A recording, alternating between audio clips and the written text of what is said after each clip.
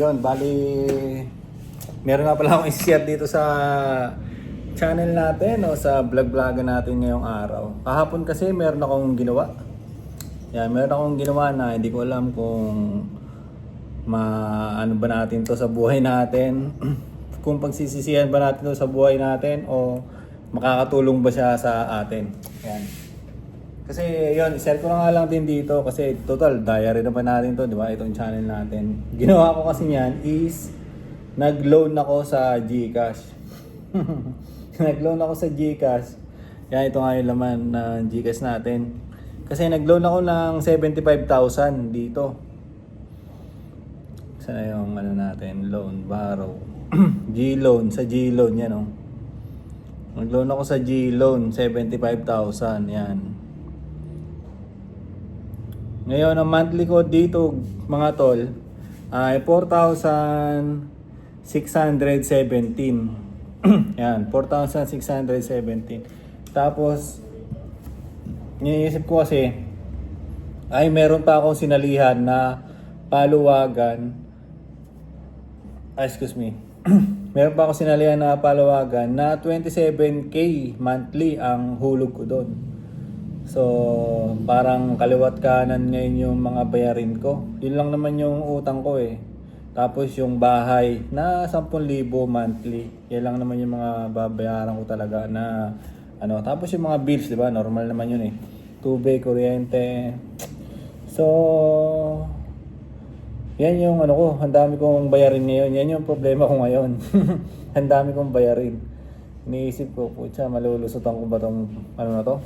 Pagsubok na to. Pero itong 75K na to, yung pinakita ko kanina ng laman ng GCash ko, is hindi ko naman siya gagastusin sa walang kwentang bagay. Kumbaga, gagamitin ko naman siya sa hustle natin. Katulad minsan, di ba, nagpapataya ako ng ending. Meron akong mga commission-based na mga ginagawa. So, doon ko siya gagamitin. Itong 75K na to. Sana yung mga hustle ko na yon is magpasok ng medyo okay na income para may pantapal tayo sa ano natin, sa utang natin, di ba? Para may pantapal tayo mismo sa GCash. So, yun, wait lang. So, yun, bali kumbaga yung niload ko na yon is bala ko siyang pagtrabahuin sa mga hustle ko. At bala ko rin na yun mismo yung magbabayad, yung mga kikitain doon, yun mismo yung magbabayad sa hustle ko. Kung sakaling kikita man tayo. Kaya ngayon nga hindi ka tayo pwede magpahinga eh. Di ba? Hindi tayo pwede magpahinga at kailangan natin mag-grind. So, tapos trabaho dito sa shop. Yun, dito nga ako sa shop ngayon. Babantay nga ako ngayon dito. Trabaho tayo ngayon. Kasando lang tayo. Yan yung aircon nga, naka-aircon pa tayo. Medyo mainit naman kasi kaya sakto lang naman yung lamig at yung ano ko, kaya nakasando pala. Kaya nakasando lang din ako.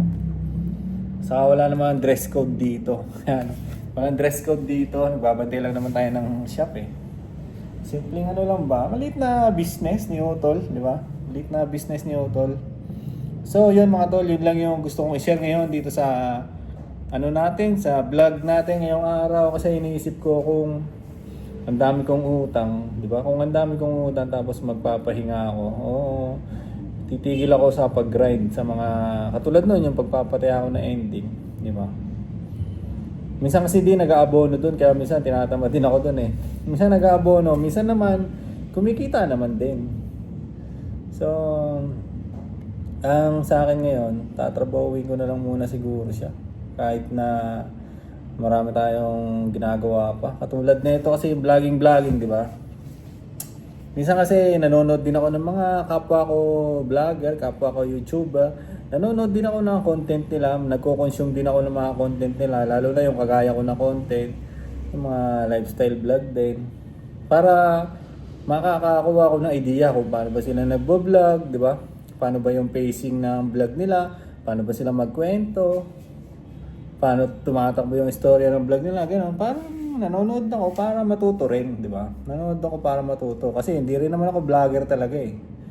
So, parang nagko-consume ako ng content nila. para matuto. So pagka yung hustle ko talagang tuloy-tuloy, hindi ako nakakapanood ng ano nila, ng mga content, at hindi rin ako masyado nakakapag-focus sa vlog natin.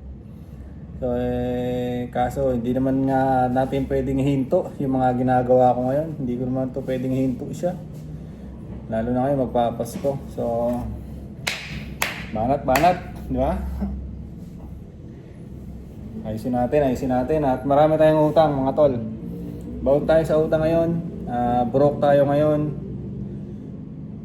ngayon. At yun, sana malusutan natin to. Sana matagusan natin to. At yun yung isa sa mga gusto kong i-document ngayon dito sa channel natin. Kung paano natin malulusutan to, di ba?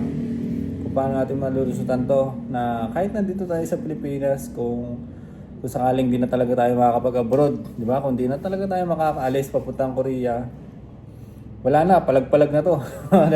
Palag-palag na to, dito na tayo, susubukan natin magsipag dito.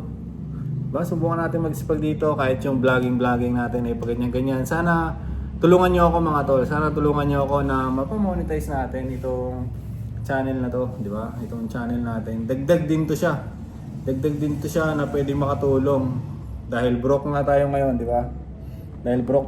Pagdating ng araw, pwede itong makatulong sa atin pa.